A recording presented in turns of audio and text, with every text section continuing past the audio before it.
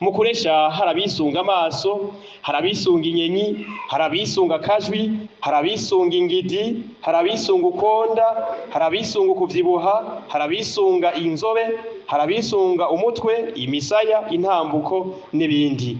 Uzoza wumva mama ngo mami wanje utambuka neza, usa n'irirenga, ingidi yawe irahonora ababono.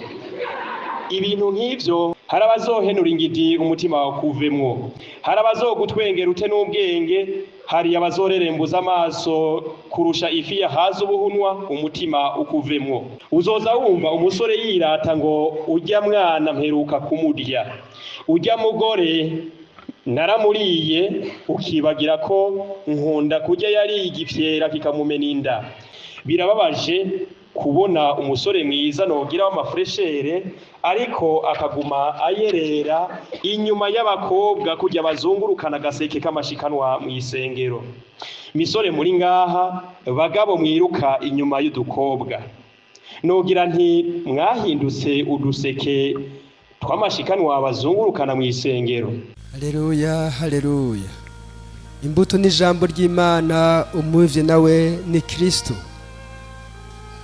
Umwemera wese azoramba myaka yose. Haleluya. Kane iri jambo ry'Imana Eklezia iduhaye kuri uno munsi turiko turigina Kevisi na Ernestine bashimye gushinga urugo rwabo rukristo. Dushingiye kwa rino jambo rigira riti ibyiwe byose birahimbaye nkuko tubisanga mu gitabo c'imbyino kigabane ca 5 ku karongo ka 16. Basoko nabo bati amaso akunda ntabona neza. Bavukanyi mwadukoranije tuje kubigina tubashigikira, kubona mwafashe ingingo ntabanduka ngo mwereke abavyeyi inshuti n'abagenzi igo mwakundanye. Mwararuguyemo none uyu munsi ubwo mwaguyemo atagahato, mugira mugwemange muzopfa muzokira ngoma ya Ruhinda. Ijambo ry'Imana twumvise mu gisomwa ca mbere riratweretse bimwe mu vyo usanga imisore yisunga mu kuresha. Ikiza hejuru ya byose n'urukundo. Muri ico gisoma abavukanyi hari amajambo amwe nyirangaruke ko mwumvise. Mu kuresha harabisunga amaso, harabisunga inyenyi, harabisunga kajwi, harabisunga ingidi, harabisunga ukonda, harabisunga ukuvyibuha, harabisunga inzobe, harabisunga umutwe, imisaya, intambuko n'ibindi. Uzoza wumva mama ngo mami wanje utambuka neza, usa n'irirenga, usa nayo kwiteke, uratesa, ingidi yawe irahonora ababono. Ibintu nk'ivyo mwino si ya none muzoza muvyumva babivuga. Tumvise mu gitabo c'ururirimbo rwo Gakura ya majambo agira ati umukunzi wanje ari inzobe, umutwe wiwe ni nk'inzahabu, imishatsi yiwe igenda irahungabana, amaso yiwe ateye igomwe, iminwe yiwe ni nk'inzahabu, inda yiwe ni nk'imiringa y'inzahabu, amaguru yiwe ni nk'inkingi zikozwe mu rutare, inda yiwe ni nk'umubeho ukozwe mu isenge ry'inzovu, mu kanwa kiwe hari uburyohe kandi ivyiwe vyose birahimbaye. Basokuru bati akarimi kakuresha siko kagutwara. Niko mwararose akanya gakwiye ko gutegurana. Uyu munsi murashitsa ico mwapfunditse, nogira nti aha kabaye. Mugiye gusangira uburaro n'uburamuko, mugiye gusangira kabisi n'agahiye, mugiye gusangira kagori n'akagoye, mugiye gusangira kayeri n'akayago, ariko nibihe bigoye muzobisangire. Muri ivyo bihe bigoye muzosangira umusa n'umusonga, muzosangira isongo n'isogoro, muzosangira imisoso n'imisomagi, musangira ikivube n'ikivuguto, maze muvutanishe. Mukenyereza igume naho mwokenyerera ku mahwa no kubihere, ikizozibura murazibira amatwi, ikizoshikura murashishikare mushiruka umwete, mukerebuke mu gusenga. Kevisi nkunda, icatumye uhitamwo uwo Ernestine umukunzi wawe niwe ukizi kandi kikamenywa n'Imana.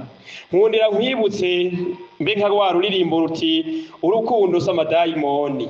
Urukundo rukomoka ku Mana, yo yamurikiye umutima n'amaso yawe, hama ugahitamwo Ernestine umwe mu nkumi nyinshi zaguciye imbere. Nivyo muri izo nkumi zaguciye imbere wari gushobora kuzirya zose, wari gushobora guhonja kuri zose, ariko mbwire wewe kugira ngo gito c'uwundi yumvireho.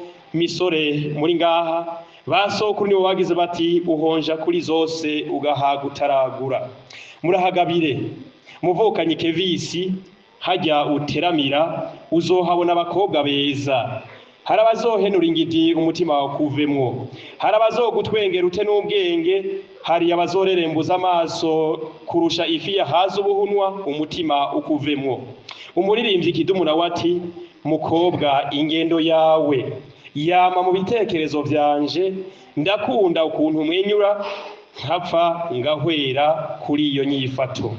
Hari ikintu jewe kimbabaza mwino minsi tugezemwo, uzoza wumva umusore yirata ngo ujya mwana mperuka kumurya, ujya mugore naramuriye, ukibagira ko nkunda kurya yari igifyera kikamumena inda.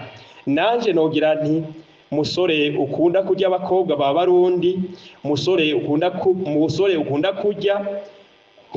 nkunda kurya yariye umugore w'abandi bamumufatirako, kandi umusore nkunda kurya yariye umukecuru agwaye sida yinovora intuntu mu gupfa yihereza imiti ubuzima bwiwe bwose.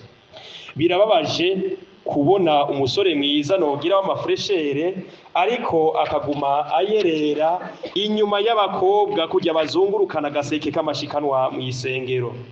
Misore muri ngaha, bagabo mwiruka inyuma y'udukobwa, nogira nti mwahindutse uduseke twamashikanwa bazungurukana mu isengero.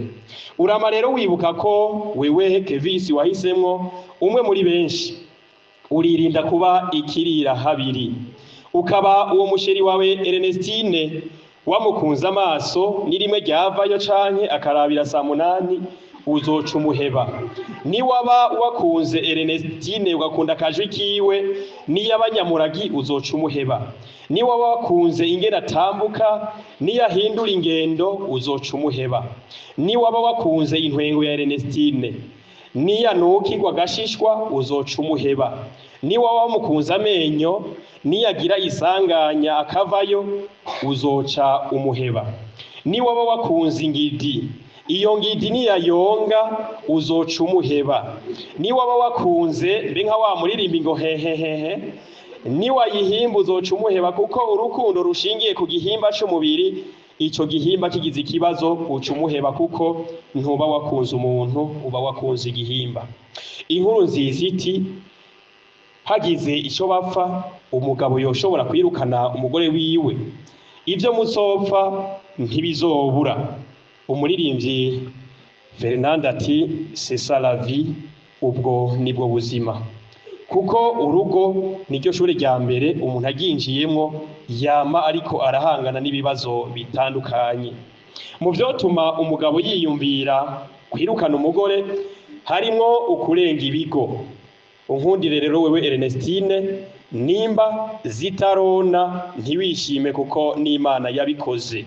Umukobwa batarakorera umuti abo nogira kamaze kuba bamwe bameze nk'amabarabara, vyaba imodoka bifise amapine manini bikunda gucamwo, bene abo bakobwa bazotieteza bamwe bizigamye bagira bati wewe uri kirofa, wewe uri kibono, ngo urazi ingene biryoshe, ariko bakibagira ko ikazanga ry'icasame ntambwa itarikomba.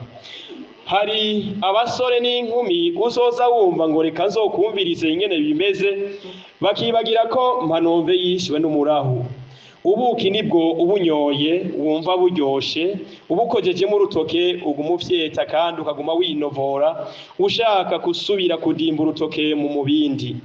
Uyu munsi urugo rutahwamwo umugabo n'umugore, iyo rutahwamwo abakobwa 5 bamaze kumviriza ingene biryoshe, usanga urwo rugo rusigaye rutahwamwo n'abagore 6 n'umugabo umwe. Mbega mwebwe mumaze kumviriza tugire Kristo? Mwebwe mumaze kumviriza tugire Kristo? Tugire Kristo abamaze kumviriza. Mbega biraryoshe koko? Tugire Kristo. Nta guca umugani umwana asinziriye, kuko iyo abana banyu birirwa ntimuzi izo birirwamwo. Nico gituma mutokundama muraba hasi, kuko muzoreka kubivuga bazobikora babazanire nogire inda z'indaro. none rero nogira nti abo bamaze kumviriza koko nyene biraryoshe nk'umusore n'inkumi bahejeje kubikora bakaryoherwa ubwo bavanye ubwo bataha baryohewe. Ikiyeri nico kubamaze kukinywa kiryoha kirura, ukicugurura wumva kiryoshe kirura, uko haca umwanya munini uriko urakinywa niko gita akanovera. Gwaruka muri ngaha zigame ubuto bwanyu ntimwisesagure, uwo mwizero mushira mu makapoti, uwo mwizero mushira mu mapirire, uwo mwizero mushira mu tugegere no mu tunyuzi nimuwushire mu Mana, kuko ivyo bikoresho mukoresha mu kwikingira nivyo bibatera ubugumba kandi nivyo bizobahekura. Mwigeme wishinga ubusambanyi, menya ko umeze nk'ikigori. Ikigori nico umuntu wese ahungurura umurongo wiwe akigira hagasigara igitiritiri. Hari abakobwa rero mu kino gihe bameze nk'ibitiritiri. Nikivyerekana aho hambere ku munsi w'ubugeni umukobwa yarakorora amosozi y'akanyamuneza kaho arose umugabo, ikindi cyatumarira bwari ubwoba. Ariko uyu munsi ku munsi w'ubugeni n'abakobwa bangahe barira? Tugire Kristo. Mwa kino gihe tugezemwo n'abakobwa bangahe ku munsi w'ubugeni barira? Tugire Kristo. Ntavyo muzi canke nta maso mufise? Kuko muvuze ati ntavyo muzi, womengo nta manza z'ubugeni muci mujamwo. Nino muzi ndazi muraza kuja mu bukwe. Sinzi ko Ernestine aza kuza kurira. Ariko ico maze kubona abakobwa ba kino gihe ni bake barira, kuko bagira bati none ndire ko kamaze kubaka atagishasha ni iki cocuma ndira. Murazobandanye mubizirikana kumbure muzova nk'umusanga muzosanga kumbura ari ivyo. None rero nogira nti umukobwa yarakora amosozi y'akanyamuneza kaharose umugabo, ikindi cyatumarira n'ubwoba. Ariko uyu munsi umugeni afyura maremare agira ati nta bishasha, kuko abenshi bagira ubugeni baramaze kuvyonona. Kevisi uririnda gushira mu ngiro uyu mwibuzo ugira uti nta kwamira mu ntobo rimwe nk'igifungo, bikerekana yuko ntuzobe baratora. Ernestine uritondera abantu bino, ariko ntuzobatinye. Urubaha sobukwe, wubahe nyoko bukwe, wubaha ababanyi. Ntuzogenza umutwe nk'uruyuzi nkako Fernando ni wagira ati isi iragoye. Ntuzogende rero wasamye. Ushobora kuba uje kubaka ino bagira bati mu minyare baraguruka, mu minyare batunza ibihuna, mu minyare bararoga n'ibindi. Nta mwongo uri satoye ibidahizwe. Uritonda kuko ndahaza arahagwa. Udidaniwe mu rugo uratabaza Imana, ntuzotabaza abapfumu. Urahanuza bikuzazaniye, kuko ugenda utabaza ugasaza utamenye, kandi ushengera mu kibiri utazi ukahaca inkono utazi. Nkako iminyare uzohasanga imambura n'iminyare, niwafyura maremare iminyare n'imambura izokorokera mu maso aheza hume. Niyaba Kevisi yakunze amaso yawe azoca kwirukana, kuko atazoba kibona ya maso yapfira. Urahana wati iyo ufiriye umuntu ukamenya ingeso ziwe uca wizukira, mu yandi majambo uca umuheba. Niwaja mu rutoke uzokwihweza ibitoke hama wige kubitera. Niwaja mu rutoke uranywa wigerera, kuko urwagwa ruryoha rujyana, kandi urwagwa n'inkura mu mubindi nkukure mu bantu. Niwaja mu nkoronko Imana irakugabira ibiharagi ukoronkorera abana bawe maze batagate. Niwaja mu gakaze baraguha ikaze maze bakuzimana amahoke n'amasoro y'ibusoro, maze Imana ikurinde guturamanga tugeze mu mangati, maze uturumu bumota amahoke n'amasoro, maze bose bayahurumbire gutyo. Amahoro n'amahonda bisasagare mu ngo no mu miryango, eka bisasagare ngaha no mu Burundi. Mugabekazi w'ingo